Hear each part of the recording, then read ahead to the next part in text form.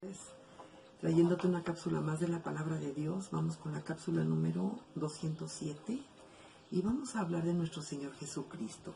El tema es sufrimiento del siervo de Jehová. Y vamos al capítulo 53 de Isaías. Y mira, dice, ¿quién ha creído a nuestro anuncio? ¿Y sobre quién se ha manifestado el brazo de Jehová? Subirá cual renuevo delante de él, y como raíz de tierra seca, no hay parecer en él, ni hermosura. Le veremos más inatractivo para que le deseemos. Aquí se está refiriendo que va a haber un renuevo que va a salir de la raíz de David. Dice, y que no va a haber no va a ser muy atractivo físicamente para que la gente no pusiera los ojos en él físicamente, sino en lo espiritual. Por eso dice aquí, sin atractivo para que le deseemos, o sea, para desearle en lo espiritual, para desear escuchar lo que salía de su boca. Verso 3, despreciado y desechado entre los hombres, varón de dolores, experimentado en quebranto, y como que escondimos en él el rostro, fue menospreciado y no lo estimamos. Aquí está hablando en plural, pues se está refiriendo al pueblo de Israel. Aquí el profeta Isaías está hablando acerca de lo que Israel hizo, ¿no? Que realmente habla de él, de Jesús, que fue un varón de dolores, experimentado en quebranto, y como que escondieron el rostro de él y que fue menospreciado y no lo estimaron, es decir, no lo aquilataron. Aquí vemos que Isaías es en el Antiguo Testamento y Jesús todavía no venía. Faltaban 700 años para que Jesús viniera. Y aquí Isaías ya estaba hablando de él. Bueno, dice, verso 4, ciertamente llevó él nuestras enfermedades y sufrió nuestros dolores. Y nosotros le tuvimos por azotado, por herido de Dios y abatido. Mas él herido fue por nuestras rebeliones, fíjate, molido por nuestros pecados. El castigo de nuestra paz fue sobre él, y por su llaga fuimos nosotros curados. Es decir, que todo tipo de pecados los llevó él sobre sus hombros, y toda enfermedad la llevó también él sobre sus hombros. Y tú te puedes preguntar, bueno, ¿por qué hay mucha gente enferma? Entonces, si él llevó sobre los hombros la enfermedad. Porque mucha gente no cree en Jesucristo. Y al creer nosotros en Jesucristo y hacer la oración para recibir a Cristo en su corazón, que lo hacemos al final de cada cápsula, entonces tú empiezas a meterte en la cobertura de Él, porque por fe en Él vas a ser salvo. ¿Salvo de qué? De la ira venidera. Entonces Dios Padre tiene condicionada la fe en Jesucristo. Y mucha gente no cree en Jesucristo. Entonces por eso es que hay mucha gente enferma, porque desconoce el poder que nos ha sido dado a través de Jesucristo. Bueno. Verso 6. Todos nosotros nos descarriamos como ovejas. Así es, ¿verdad? Cada cual se apartó por su camino. Y así está la gente. Cada quien se va por su sabiduría humana que tiene, ¿verdad?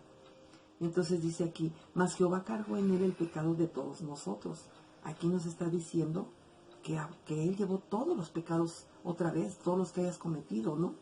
Nos confirma. Angustiado él y afligido, no abrió su boca. Como cordero fue llevado al matadero. Y como oveja delante de sus trasquiladores, enmudeció y no abrió su boca. Por eso a Jesucristo se le llama el Cordero Santo de Dios, porque él hizo la vez del cordero. ¿Sí? Y sabemos que en el Antiguo Testamento los corderos se trasquilaban también, ¿verdad? Se les quitaba todo lo que era su borlita y con eso se hacía ropa, pero estos son callados, o sea, cuando los están trasquilando ellos no hablan, se quedan, no lloran ni nada, sino se quedan calladitos, ¿no? Entonces dice que así fue Jesucristo al matadero, ¿no? Como oveja. Y sabemos que en el Antiguo Testamento también, si tú le imponías las manos al cordero de un año de un año de nacido sin defecto, así tenía que ser. El pecador le imponía manos al cordero y éste absorbía tus pecados. Y ese cordero se llevaba al templo y se degollaba ahí, y se derramaba ahí la sangre. Entonces el cordero moría en lugar tuyo. Por eso Jesús se llama el Cordero Santo de Dios. Bueno, dice aquí en el 8, por cárcel y por juicio fue quitado, y su generación, ¿quién la contará?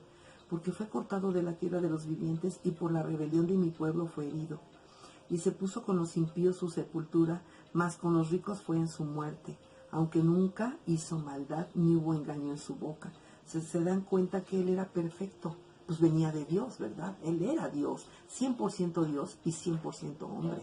Entonces realmente él no abrió su boca y no hubo engaño en su boca para nada. Luego dice aquí, Jehová quiso quebrantarlo sujetándole a padecimiento. O sea, fíjense cómo necesitaba ser Jesucristo quebrantado y tenía que padecer por nosotros. Dice, cuando haya puesto su vida en expiación por el pecado, verá linaje, vivirá por largos días y la voluntad de Jehová será en su mano prosperada. Pues sí, porque después del tercer día él resucitó, ¿verdad? Y viene de un linaje escogido él. Entonces, por eso dice aquí, vivirá largos días porque él es eterno. Dice, y la voluntad de Jehová será en su mano prosperada. Así es, ¿verdad? Prosperará todo lo que Jehová quiera que se haga, va a ser prosperado. Verso 11, verá el fruto de la aflicción de su alma y quedará satisfecho. Por su conocimiento justificará mi siervo justo a muchos y llevará las iniquidades de ellos. Entonces vemos que nosotros ahora somos llamados justos por la gracia bendita de Jesucristo. Por su sacrificio en la cruz del Calvario, nosotros ahora somos llamados justos. Justos significa que hemos sido justificados por Él. Como Él murió por nosotros, estamos ya justificados. Ya nuestro pecado lo pagó Él, ¿sí? Pero no porque seamos verdaderamente justos, porque dice la Biblia que no hay justo ni aun uno. Entonces, somos llamados justos por ese motivo. Verso 12, por tanto, yo le daré parte con los grandes y con los fuertes, repartirá despojos, por cuanto derramó su vida hasta la muerte y fue contado con los pecadores, habiendo él llevado el pecado de muchos y orado por los transgresores. Entonces, fíjate, como dice aquí, por cuanto derramó su vida hasta la muerte, o sea, derramó su sangre en la cruz del Calvario hasta que murió. Fue contado con los pecadores, ¿verdad? Dice, y habiendo él llevado el pecado de muchos, llevó el pecado de muchos. No dice que de todos, dice que de muchos. ¿Por qué? Porque solamente el que crea en él y que lo reciba a Jesucristo en su corazón, entonces forma parte de esto y tendrá la salvación. Por eso no dice que de todos, dice que de muchos, el pecado de muchos. Y orando por los transgresores. ¿Qué vemos aquí? Que Jesucristo es el único intermediario entre Dios y los hombres. Es el único que intercede ante Dios por tus pecados. No hay nadie más, porque Él fue el único que derramó su sangre por ti.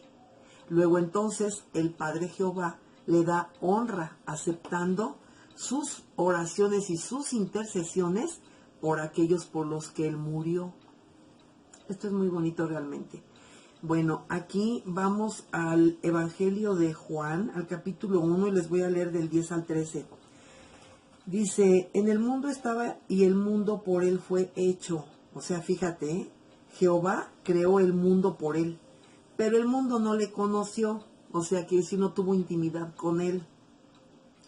Verso 11, a los suyos vino, o sea, vino al pueblo de Israel, y los suyos no le recibieron. Qué pena, ¿verdad? Pero en el verso 12 dice, mas a todos los que le recibieron, o sea, fíjense que es un cierto número de personas, ¿no? A los que creen en su nombre, les dio potestad, es decir, les dio poder de ser hechos hijos de Dios. Entonces, todos los que recibimos a Cristo en nuestro corazón, que es la oración que hacemos al final, en ese momento tú pasas a ser hecho hijo de Dios, ¿sí? Porque mientras eres una criatura de Dios, fuiste creado desde el vientre de tu madre por Él, diseñado con mucho cuidado, pero no eres hijo. Hijo es el que fue engendrado y no de carne y sangre, sino en el Espíritu. Entonces aquí dice el verso 13, confirma lo que te digo, los cuales no son engendrados de sangre, ni de voluntad de carne, ni de voluntad de varón, sino de Dios, ¿sí? Entonces, esto es una belleza, porque estos versos que te acabo de leer son la base para que uno reciba a Cristo en su corazón. Por si alguien te dice que si recibir a Cristo en el corazón es bíblico, sí es bíblico, está en Juan 1:12. Y vamos al mismo Evangelio de Juan, pero al capítulo 12, versos del 36 al 43. Y dice, entre tanto que tenéis la luz, creed en la luz para que seáis hijos de luz. Y aquí el subtítulo viene, incredulidad de los judíos. Dice, estas cosas habló Jesús y se fue y se ocultó de ellos. Pero a pesar de que había hecho tantas señales delante de ellos, no creían en él. para que se cumpliese la palabra del profeta Isaías, que dijo, y ojo, lo que les voy a leer es lo que les leí en Isaías 43 cuando empezamos la cápsula. Dice, Señor, ¿quién ha creído a nuestro anuncio? ¿Y a quién se ha revelado el brazo del Señor? Por esto no podían creer, porque también dijo Isaías, cegó los ojos de ellos y endureció su corazón, para que no vean con los ojos y entiendan con el corazón y se conviertan y yo los sane. Aquí está diciendo que el Señor cegó sus ojos y cerró sus oídos para que no creyeran con el corazón y que no fueran sanados. ¿Por qué? Porque no creyeron en Jesús. Jesús era el medio por el cual tenían que llegar al Padre y no quisieron creer en Jesús. De por sí los judíos ortodoxos siguen esperando al Mesías. No creen que Jesús es el Mesías. Pero gracias al Padre, que ya hay muchos judíos mesiánicos que sí creen que Jesús es el Mesías. Y entonces, verso 41, Isaías dijo esto cuando vio su gloria y habló acerca de él. Con todo eso, aún de los gobernantes, muchos creyeron en él. Pero a causa de los fariseos, no lo confesaban, para no ser expulsados de la sinagoga. O sea, sabemos que los fariseos eran los que estaban en la sinagoga y eran muy religiosos. Entonces, tantito hablaban de Jesús y los expulsaban de la sinagoga, porque no creían en él. Verso 43, porque amaban más la gloria de los hombres que la gloria de Dios.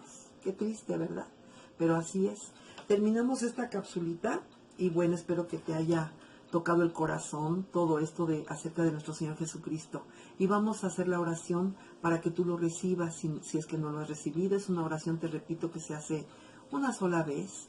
Y te pido que cierres tus ojos para que lo hagas con todo tu corazón y repitas después de mí. Señor Jesús, en esta tarde te recibo como mi Señor y mi Salvador.